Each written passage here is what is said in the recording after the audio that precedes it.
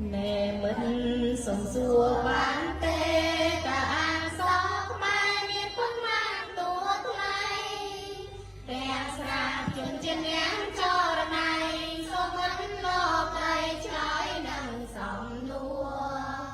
អានសក់ក្នុងភាសាខ្មែរយើងនាំគ្នាថែមាន71តួជន់ជាអ្នក33តួឯស្រាពេញតួដំតាមណាបិណ្ឌស្រាវិស័យសម័យនេះណា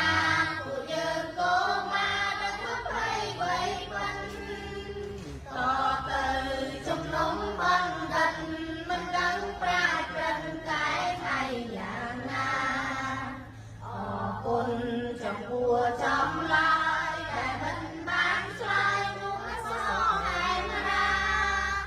ជាអ្នកប្រដៅសេចក្ដី សូមអរគុណប្រិយមិត្តដែលបានចូលទស្សនាវីដេអូក្នុង Channel Pop OK សូមជួយ Subscribe ដើម្បីទទួលបានវីដេអូថ្មីៗជារៀងរាល់សប្តាហ៍ 7តួ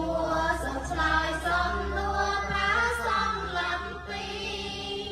4តួប្រត្រីសព្វទីបរនារីត្រូវចងចាំទុក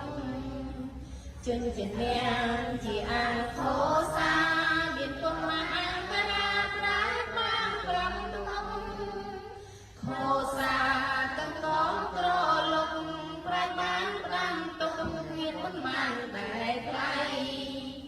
ជន់ជាអ្នកសូសំលេងដូចមិនដឹងកងដូចខោសាពិស័យមាន15តួចរណៃខោសា18ឆ្លើយតាមប្រាជ្ញប្រាំ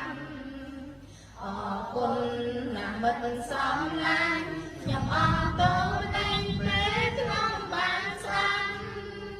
កុមារយើងរៀនសាស័ព្ទតាមមា សូមអរគុណប្រិយមិត្តដែលបានចូលទស្សនាវីដេអូក្នុង Channel Pop OK សូមជួយ Subscribe ដើម្បីទទួលបានវីដេអូថ្មីៗជារៀងរាល់សប្តាហ៍